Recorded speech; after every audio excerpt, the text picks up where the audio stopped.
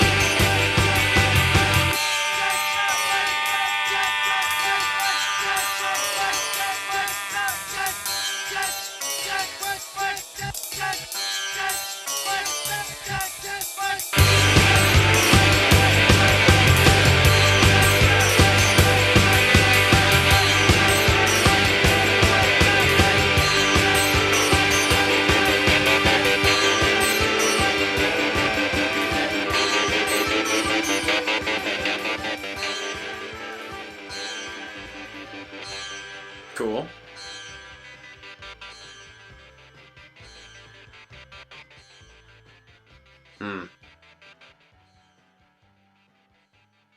Interesting outro with that extra music stuff that was not related. I don't know if maybe it's related to the next track or something else on the album or whatever, something else. But it seemed like it was not related to what we just heard, but it was like, yeah, it was almost like one of those You know, when at the end of a song they'll just go into something completely different, right? Just like a short little like interlude almost, but it's like tagged on to the previous song, right? Before they get into another song. Almost was like that, but it was like just on the fade out. Anyways. Yeah, this is cool. Yeah, they're weird and quirky, but they sound like they know how to put things together, at least in their way. They sound like they're deliberate and they know what they're going after and what they're doing. That's what it seems like. And how's this in relation to Sparks? There's definitely more melodic stuff, I feel like, happening here. Sparks had some melodic stuff that was fine, but I feel like these guys have more melodic action happening here. Also, I'm just trying to remember even like the Sparks that I heard. I know it just happened, at least for you. For you guys, it just happened. For me, it didn't just happen, right? It's been like more weeks, right? Since because of when I filmed it, right? I'm trying to remember just any of it. I'm looking at them right now, and I'm like, okay, the one that I really remember that would be like back here would be like Dick Around. Or This Town Ain't Big Enough for the Both of Us. Or even actually, I this is a little bit strange, but The Girl Is Crying in Her Latte. Maybe that's because that was the last one that I did, I guess. I don't know. That one is back here also. Girl is crying in her latte, yeah. The girl is crying in her latte, wow. Girl is crying in her latte, no. Whatever, whatever the words are. I think that a big difference between these guys is electronics. Sparks is like trying to do like a lot of electro stuff. They specifically went that way, and just Ron and the keyboards, right, stuff like that. That's different than these guys who are programming a lot of things and doing stuff just like in the studio, recording as a duo, right, with all this stuff, still with instruments, but it's not. It's more like vocals and guitar centric, right? It's more like vocals, guitars, or vocals and weird stuff, other instrument kind of things. But it definitely feels more vocal centric, I would say. Still quirky, though. Really, this is still quirky stuff. I liked it. I think I probably like this track more than the other one, I think.